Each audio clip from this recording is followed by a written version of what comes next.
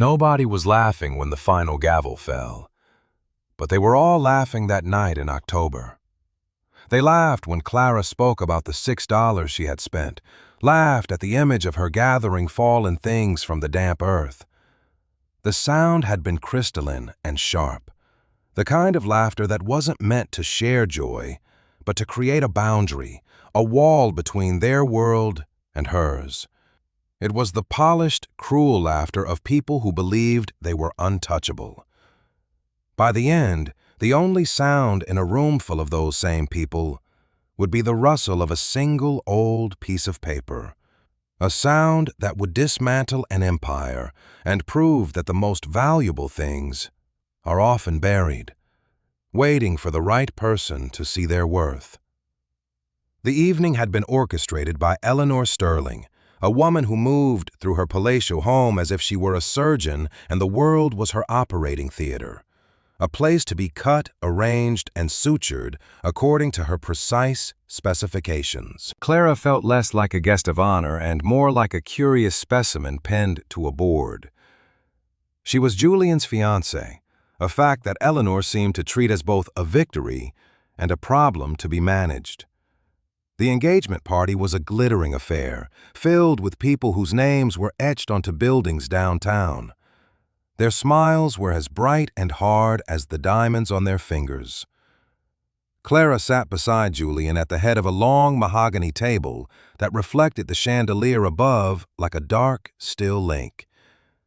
He squeezed her hand, a gesture that was meant to look supportive but felt proprietary, a reminder that she was his. "Everyone is so excited to finally celebrate with us," he murmured, his voice smooth and reassuring. But his eyes were scanning the room, checking on his guests, ensuring the performance was going as planned. Clara was just part of the scenery. She had tried to dress the part, wearing a simple silk dress in a deep emerald green that Julian had picked out for her. It felt like a costume. Back home, her wardrobe consisted of jeans, soft flannel shirts, and sturdy boots. She was a woman of the earth, comfortable with soil under her fingernails and the scent of pine in her hair. Here she felt like a wildflower transplanted into a sterile greenhouse, beautiful to look at, but fundamentally out of place, slowly wilting under the artificial lights. The conversation swirled around her, a torrent of talk about acquisitions, European travel, and the latest society scandal. Clara had nothing to contribute. Her life was small and quiet, governed by the seasons, not the stock market. She had her small house, her garden, and the pecan grove her grandfather had left her. It was a world away from this one. Eleanor, seated at the opposite end of the table, commanded the conversation with the ease of a queen holding court. Her voice cut through the polite chatter. "Clara, dear," she said, her tone deceptively sweet, "Julian tells me you've taken up a new hobby." The table fell quiet. All eyes turned to Clara. She felt a familiar flush of heat creep up her neck. Julian gave her hand another squeeze, this one a warning. "Play along. Be charming. Be the simple, sweet girl they expect you to be."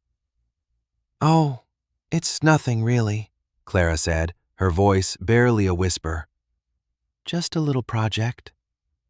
"Don't be modest, darling," Julian chimed in, his smile wide and performative. "Tell them.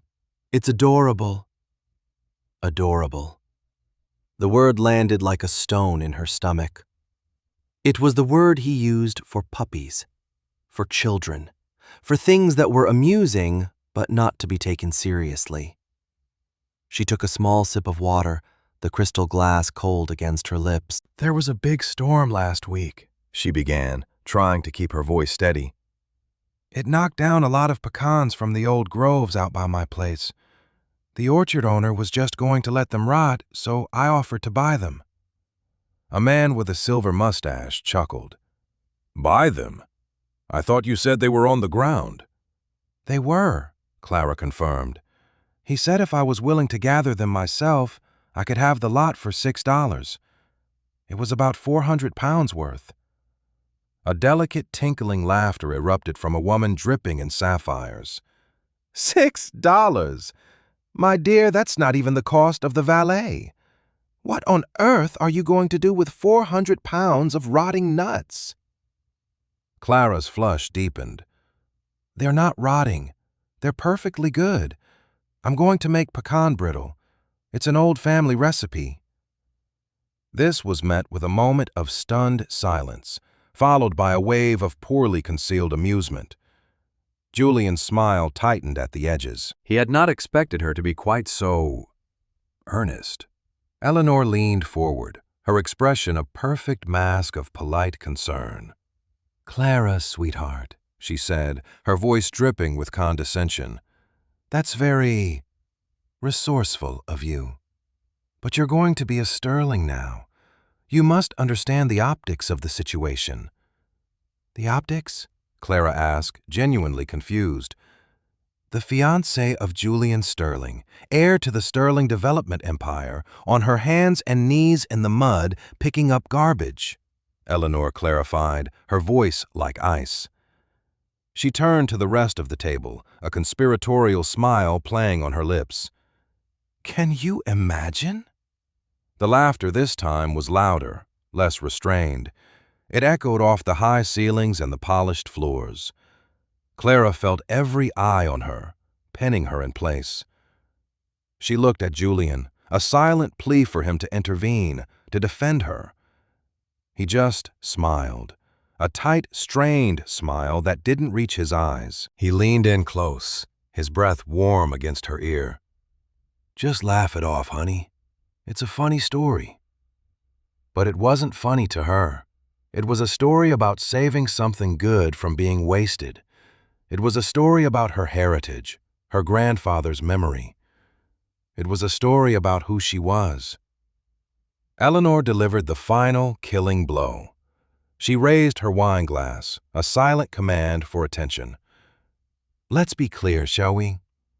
It's a charming little country tale, but the lesson here is simple.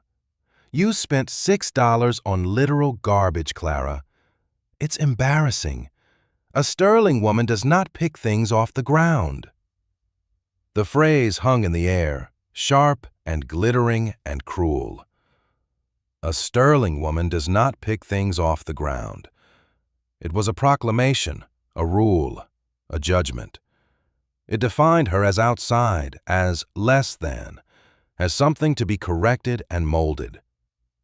Clara said nothing. She felt a strange calm settle over her, a cold, hard clarity in the center of her chest. The hurt was there, a deep, aching bruise, but something else was there too, a quiet resolve. She looked at Julian, who was now laughing along with his mother, basking in her approval. And in that moment, she saw him for the first time. Not the charming, handsome man who had swept her off her feet, but a weak, hollow man, propped up by his mother's money and his family's name. She picked up her napkin, folded it neatly, and placed it on the table. She didn't look at anyone. She simply held the image of their laughing faces in her mind, branding it there. The memory would be her fuel. The laughter would be her motivation. And Eleanor's words, meant to humiliate her, would become her mantra, the thesis for a lesson they were all about to learn. The drive home was a silent, tense affair. The glittering lights of the city gave way to the dark, winding country roads that led to her small house. Julian kept a tight grip on the steering wheel, his knuckles white. He was angry, but not at his mother. He was angry at Clara. "You could have handled that better," he finally said, his voice clipped. "Handled what?" Clara asked, her own voice flat and devoid of emotion. "Your mother insulting me in front of all your friends?" "She wasn't insulting you, Clara. She was trying to help you. You don't understand our world. You can't just talk about gathering nuts for $6. It makes you sound like a peasant. It makes me look bad." "It makes me look bad," There it was, the core of it. Her actions, her identity, her very being were all just reflections on him. She wasn't a person. She was an accessory, one that was currently malfunctioning.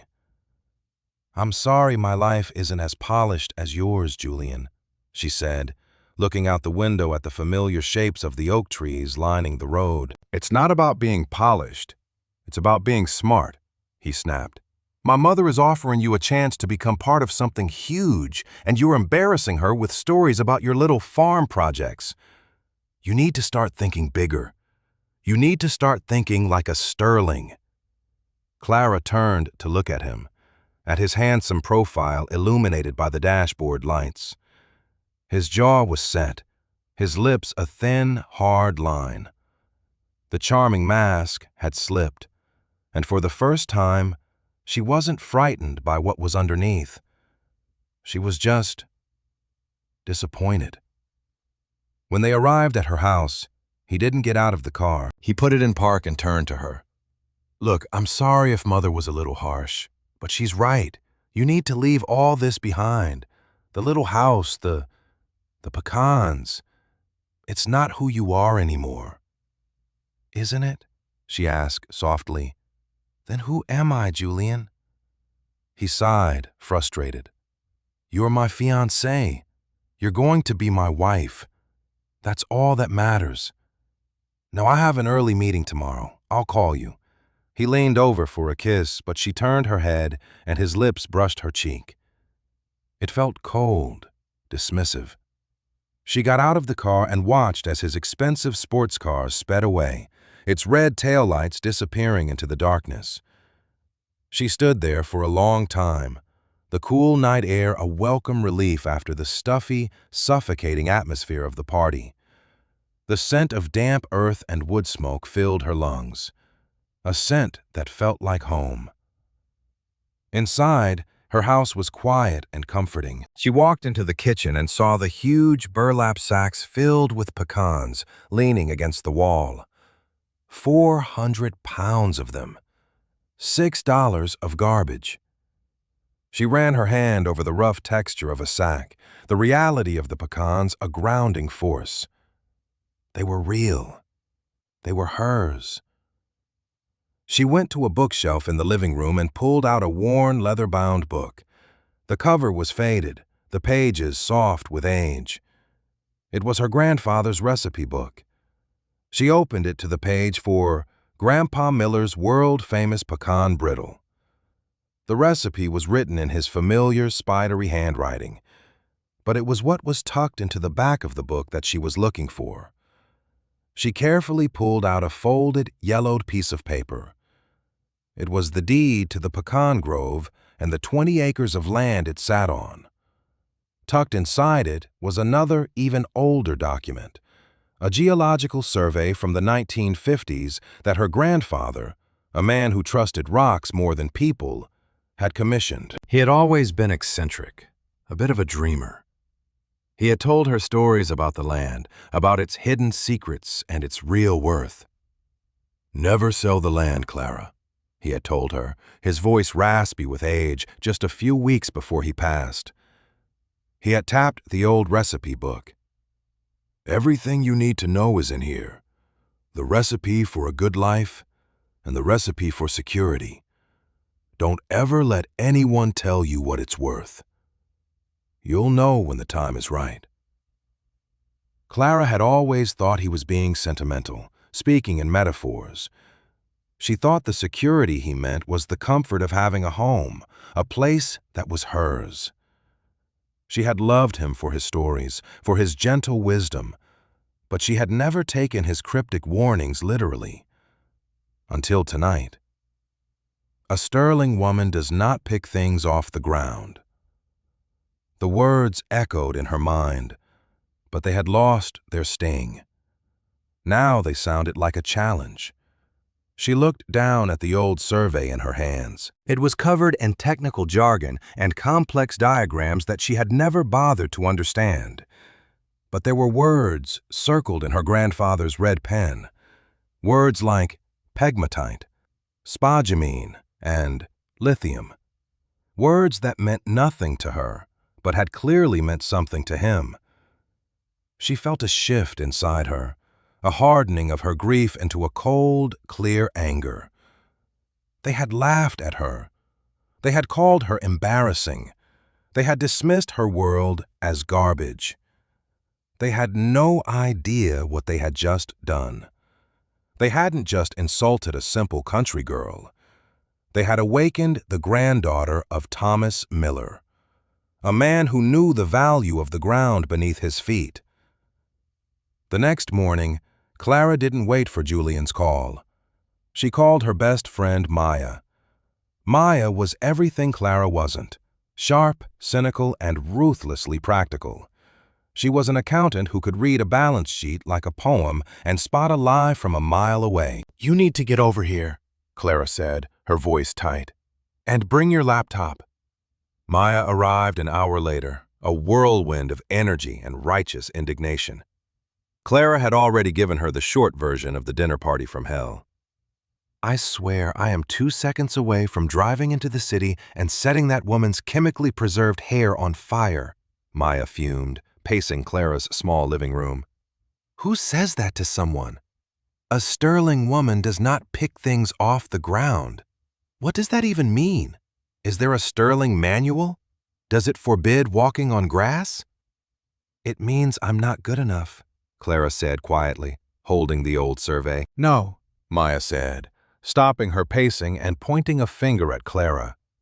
"It means they're threatened by you. People like that, old money snobs, they can't stand anything genuine. You're real. You have dirt under your fingernails and a soul. They're just a collection of brand names and insecurities. But that's not why you called me here to listen to me rant. What's that?" She nodded at the paper in Clara's hand. Clara spread the geological survey out on the coffee table. "My grandfather left me this. He always said the land was more valuable than it looked. I thought he was just being poetic." Maya leaned over the document, her sharp eyes scanning the page. She wasn't a geologist, but she was fluent in the language of assets and value. She pulled out her phone and started typing in the words circled in red. Her eyebrows shot up. Pegmatite? Spodumene? "Clara, do you know what these are?" "Rocks?" Clara ventured. "No. Well, yes, but not just rocks. They are major sources of lithium, like a massive amount of lithium, the kind that goes into every battery for every electric car and smartphone on the planet." Maya looked up from her phone, her eyes wide. "This survey is claiming your 20-acre pecan grove is sitting on top of one of the richest deposits in the state." The room was silent for a moment. The only sound, the ticking of the grandfather clock in the corner, a clock that had belonged to Thomas Miller himself. "That can't be right," Clara breathed. "It would be worth a fortune." "A fortune doesn't even begin to cover it," Maya said, already typing furiously on her laptop. "This kind of mineral deposit, especially domestically, is the holy grail. Companies would kill for this." "Wait a minute." Her fingers flew across the keyboard. She pulled up public records, business filings, news articles. A frown creased her forehead. "What is it?" Clara asked. "Sterling Developments," Maya said, her voice low and dangerous. "For the last 6 months, they've been acquiring land all around your property, small parcels, buying up old farms, pushing for zoning changes. The news articles are all about their big new project, the Sterling Innovation Park, a massive tech campus. They're promising thousands of jobs, a huge economic boom." She pulled up a map, a digital rendering of the proposed development. It was a sprawling complex of futuristic buildings and green spaces, and right in the middle of it, a perfect 20-acre square, was a piece of land labeled Pending Acquisition, Miller Parcel. Clara stared at the screen, her blood turning to ice. Her land. Her pecan grove. The entire project, the entire future of the Sterling Empire was built around her grandfather's legacy. They know, Clara whispered. They have to know. They know, Maya confirmed, her voice grim. And they were planning on getting it for the price of a wedding ring. Julian didn't fall in love with you, Clara. He was sent on a mission. He was acquiring an asset. The pieces clicked into place with sickening clarity. The whirlwind romance, the rush to get engaged, the way Julian always steered the conversation away from her land, dismissing it as her little country escape. The condescension, the insults, the constant pressure to leave her old life behind. It wasn't about making her a Sterling. It was about erasing the Miller, the woman who owned the ground. A wave of nausea washed over her. The entire relationship had been a lie, a meticulously crafted business transaction. She felt a profound, hollow grief for the woman she had been yesterday, the woman who had believed she was loved. But the grief was quickly consumed by a white-hot rage. They hadn't just underestimated her. They had played her, used her love as a tool, and planned to steal her birthright. They thought she was a simple, naive girl who would be so dazzled by their wealth and status that she would happily hand over her entire future. "What do we do?" Clara asked, her voice shaking, not with fear, but with fury. Maya looked up from her laptop, a slow, predatory smile spreading across her face. "What do we do? Oh, honey, we don't do anything. We let them keep thinking they're the smartest people in the room. We let them walk right into the trap they set for you. And then," she said, her eyes glittering, "we burn their entire world to the ground." The first step was to confirm everything. Maya, with her forensic accounting skills, was a bulldog. She told Clara to play dumb, to act like the wounded, confused fiancé. Let him think he's got you right where he wants you. Apologize for the dinner. Tell him his mother was right. Make him feel safe and superior. The more comfortable he is, the more mistakes he'll make. It was the hardest acting job of Clara's life. She called Julian, her voice thick with fake tears. She told him she was so sorry for embarrassing him, that she was just a silly country girl who didn't understand his world. She promised to be better, to learn how to be a Sterling. The relief in his voice was palpable. "I knew you'd understand, darling," he cooed. "Mother and I, we just want what's best for you, for us." It took every ounce of her self-control not to scream. While Clara played the part of the dutiful, chastened fiancé, Maya dug deeper. She hired a private investigator, a grizzled ex-cop named Frank, who specialized in corporate espionage. Frank was expensive, but as Maya pointed out, the return on this investment is going to be biblical. Frank's reports started coming in, each one a fresh layer of betrayal. Julian wasn't just acquiring her land through marriage. He was having an affair with the lead architect on the Innovation Park project. There were photos of them, laughing together in fancy restaurants, leaving a boutique hotel in the middle of the afternoon. The woman was the same sapphire-dripping hyena who had laughed the loudest at Clara's $6 pecan story. But the personal betrayal was nothing compared to the financial fraud.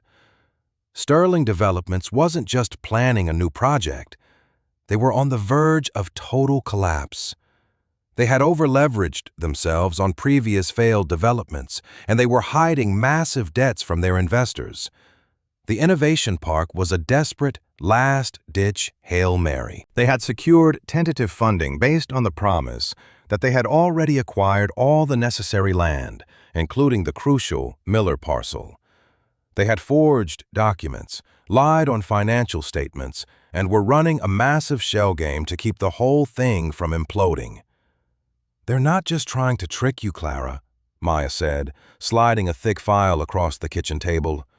"They're committing multiple felonies. Wire fraud, securities fraud. These people are going to prison." Clara looked at the photos of Julian with the other woman, at the falsified financial reports, at the web of lies that had become her life.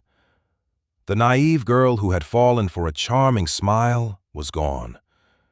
In her place was a woman who had been forged in the fire of betrayal, and she was coming to collect. The plan began to form, a cold, precise piece of machinery. They needed a stage, a moment of maximum impact.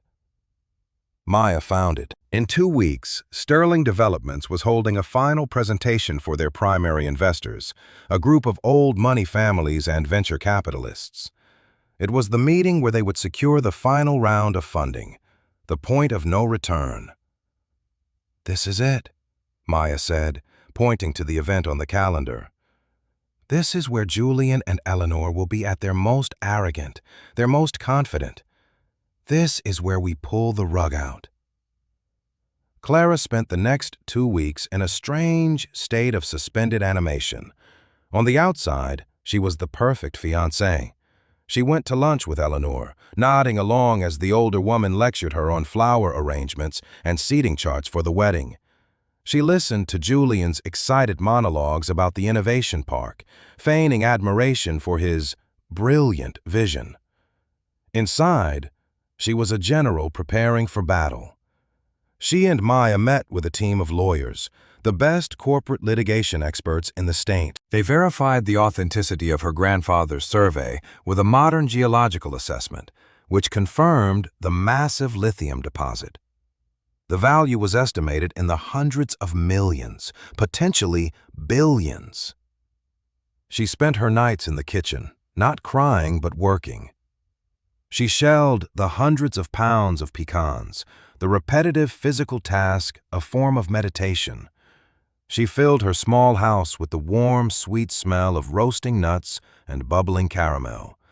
She made batch after batch of her grandfather's pecan brittle, perfecting the recipe, pouring her anger and resolve into every sheet of golden, nutty candy. It was her armor.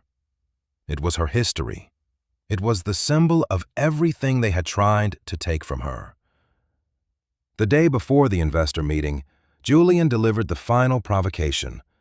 He came to her house, a sleek leather folder in his hand.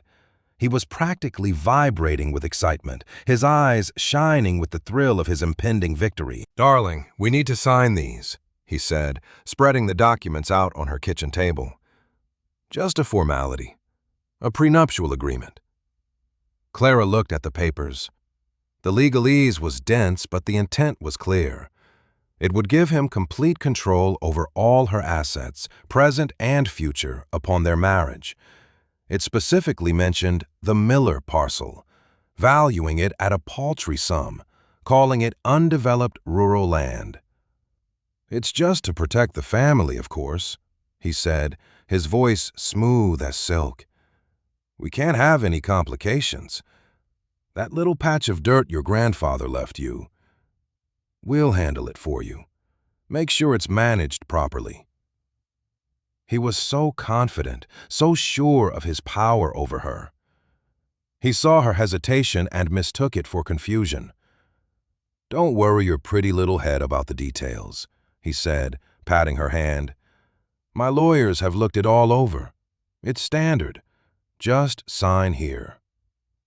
Clara looked at him, at his smug, handsome face. She thought of his lies, his affair, his family's contempt.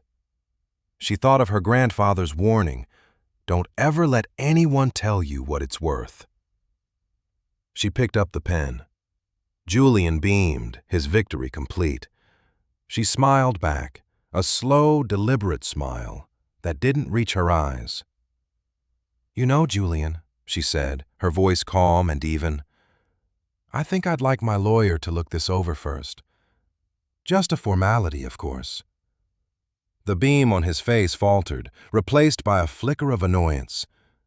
A lawyer? Clara, that's not necessary. You can trust me. I'm sure I can, she said, her smile never wavering. But I think I'll feel more comfortable if I do. I'll have an answer for you soon. His annoyance hardened into suspicion.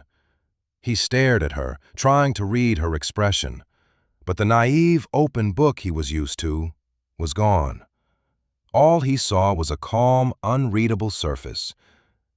He snatched the documents off the table, his charm evaporating. Fine, he snapped. But don't take too long. We have big things happening. I can't have you slowing things down. He stormed out, leaving the scent of his expensive cologne lingering in the air like a poison. Clara stood in her kitchen, her heart pounding with a mixture of fear and exhilarating power. The final piece was in place. He was off balance. He was worried. He was walking into the meeting tomorrow not with the cool confidence of a winner, but with the nervous energy of a man who senses, for the first time, that he might not be in control. She looked at the cooling sheets of pecan brittle covering every surface of her kitchen. Tomorrow, she thought. Tomorrow, they would all find out what a Sterling woman really was. The boardroom of Sterling Developments was on the top floor of a skyscraper that scraped the clouds. It was a temple of glass and steel, designed to intimidate. The view of the city below was breathtaking, a panorama of power and wealth. Clara felt a flicker of her old insecurity as she stepped out of the elevator, but she pushed it down. She was not the same woman who had sat silently at that dinner party. She was dressed in a simple but impeccably tailored navy blue suit that Maya had insisted she buy. Her hair was pulled back in a neat, professional bun. In her hand, she carried a simple leather portfolio. She looked calm, serious, and completely out of place. Maya was with her, a silent, formidable presence at her side. They had arranged for an invitation through one of the investors, a cautious old man named Mr. Thompson, whom Maya's investigator had discovered was already having doubts about the Sterling project's finances. He had agreed to let them attend, his curiosity piqued. They were led into the boardroom by a nervous assistant. The room was dominated by a massive granite table, around which sat a dozen men and women who collectively controlled a significant portion of the city's wealth. At the head of the table, Julian was setting up his presentation, his back to the door. Eleanor sat at his side, looking regal and severe. Julian turned, a confident smile on his face, ready to greet the next investor. The smile froze when he saw Clara. His face went pale, then flushed with anger. "Clara? What are you doing here?" he hissed, striding towards her. "This is a private meeting. You need to leave, now." Eleanor rose from her chair, her face a thunderous mask. "Security!" she snapped at the assistant. "Get her out of here." Before anyone could move, Mr. Thompson spoke, his voice a low rumble that commanded attention. "She's with me," he said, gesturing to the two empty chairs beside him. "Please, have a seat, Miss Miller." The room fell silent. Julian and Eleanor exchanged a panicked look. This was not part of the plan. Clara walked calmly to the chairs, her heels clicking softly on the marble floor. She sat down, placed her portfolio on the table, and met Julian's furious gaze with a look of serene composure. The presentation began. Julian, thrown off his game, stumbled through the opening remarks. He was slick and polished, but there was a new, desperate edge to his voice. He talked about vision, about the future, about the unparalleled economic opportunity of the Sterling Innovation Park. He showed glossy renderings of the campus, of happy people working in sun-drenched offices. He finally arrived at the crucial slide, a map of the development with the entire area colored in sterling blue, signifying ownership. "And as you can see," he said, his confidence returning as he got to the heart of his lie, "we have successfully secured all the required parcels of land. The project is fully entitled and ready to break ground the moment the final funding is in place. Mr. Thompson leaned forward. All the parcels, Mr. Sterling? Including the Miller parcel in the center? Julian's smile was wide and reassuring. Absolutely. That was secured just this week. A simple matter, really. He shot a triumphant, possessive look at Clara. Clara felt the eyes of everyone in the room turn to her. This was the moment. She took a slow, deep breath.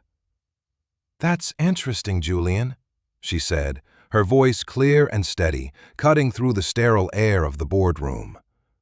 "Because I am Clara Miller.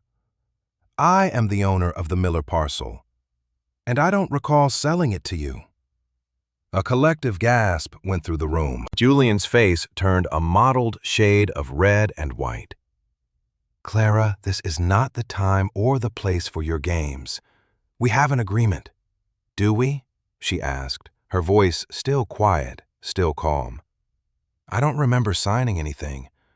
I do, however, remember you bringing me a prenuptial agreement yesterday that attempted to transfer ownership of my land to you upon a marriage that is now, quite obviously, not going to happen." Eleanor shot to her feet. "This is outrageous!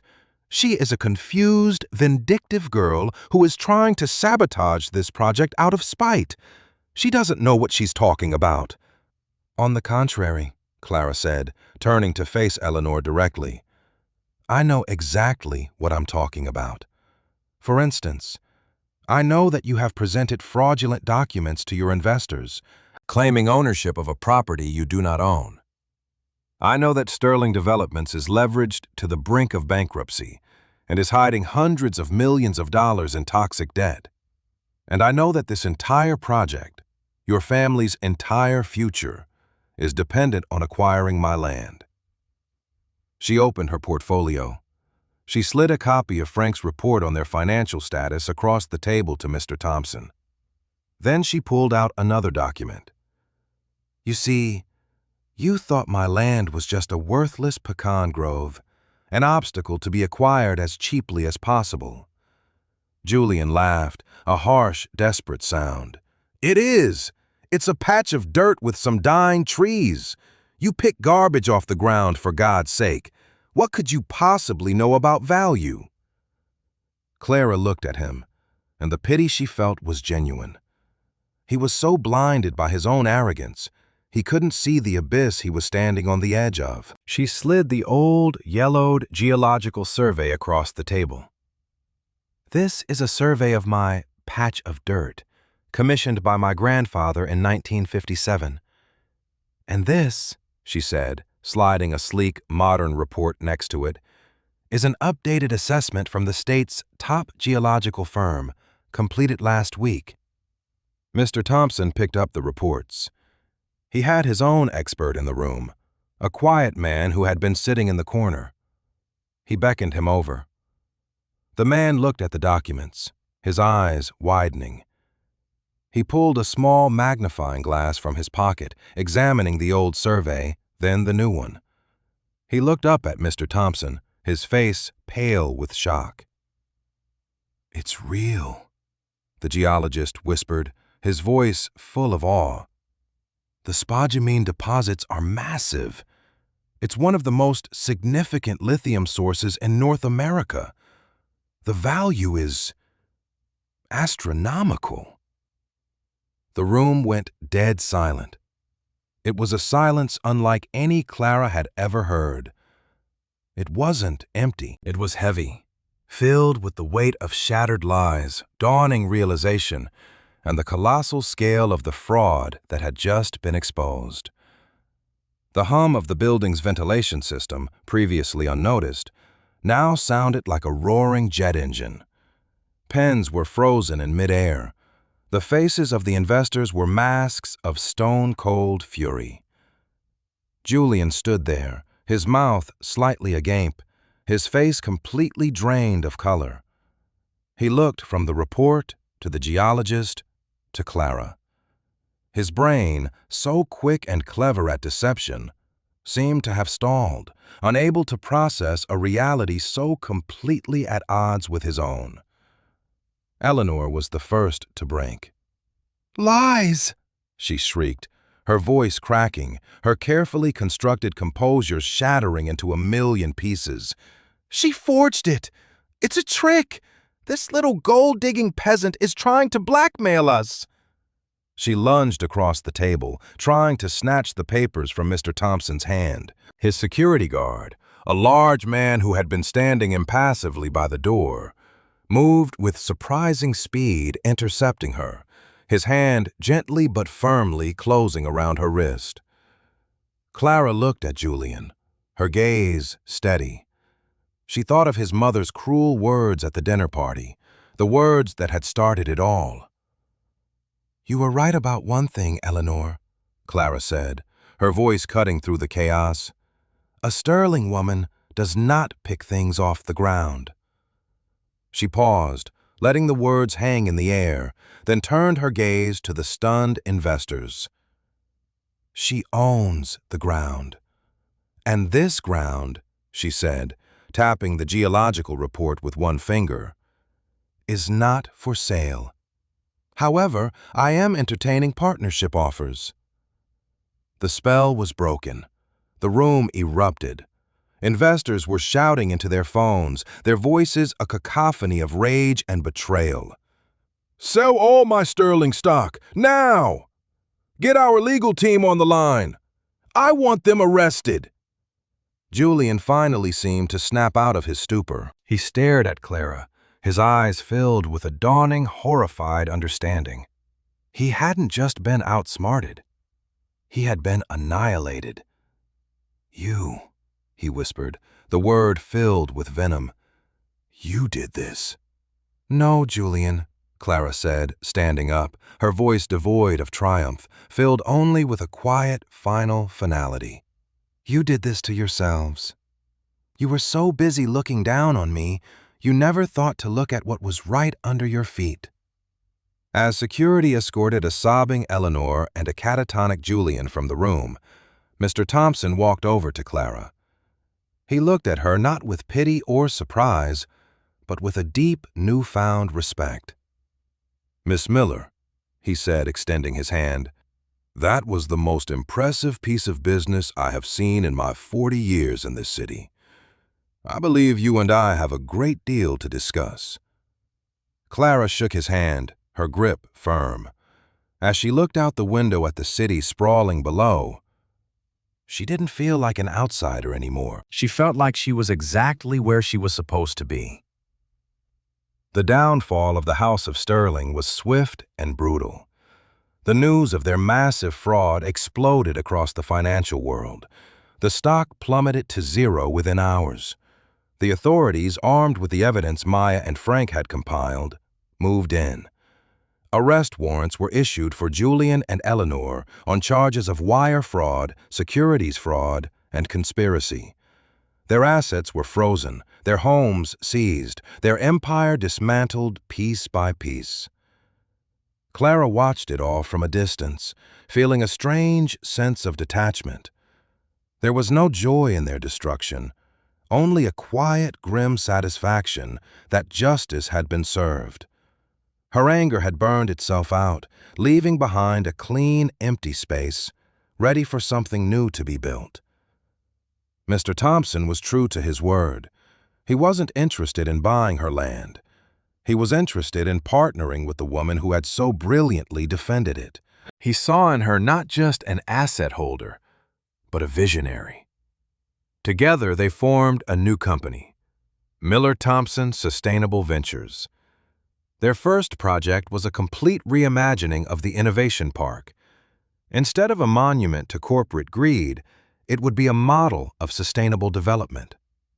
The lithium would be mined using the most environmentally friendly methods possible, a project that would bring thousands of high-paying, long-term jobs to the region. The surface of the land, the pecan grove, would be preserved and expanded, a tribute to her grandfather's legacy. And the pecan brittle? It became the unlikely symbol of their new brand.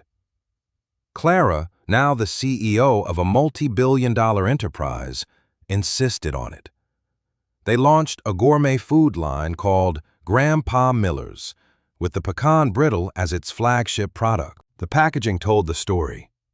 Made from heritage pecans grown on the richest ground in the state.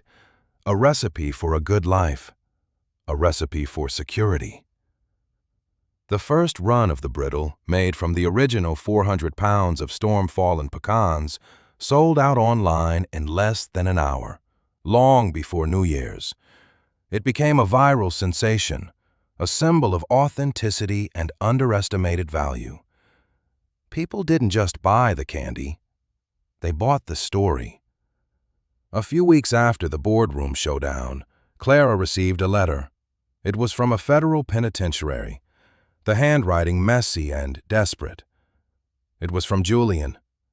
He wrote of his regret, of his love for her, of the terrible mistake he had made. He blamed his mother, the investors, the world. In the last paragraph, he begged her for money for his legal defense. Clara read the letter once, then walked to the fireplace in her grandfather's old house, which she was now renovating and expanding. She dropped the letter into the flames and watched it curl into black ash. It was a ghost from a life that no longer belonged to her. She felt nothing. It was the final, merciful act of letting go. Her only act of compassion was to not respond, to let him fade into the past where he belonged. 1 year later, Clara stood on a hill overlooking the pecan grove. The late afternoon sun cast long shadows across the valley. Below, the first phase of the new development was underway. It was clean, quiet, and respectful of the land. In the distance, she could see the new processing facility for Grandpa Miller's gourmet foods, a beautiful building made of reclaimed wood and glass. Her company was thriving beyond their wildest projections. She had become one of the most respected young CEOs in the country, known for her sharp mind, her integrity, and her unwavering commitment to ethical business. She had created scholarships for local kids, invested in community projects, and revitalized the small town she had always called home. A man came to stand beside her. His name was Ben, the lead architect on the new project.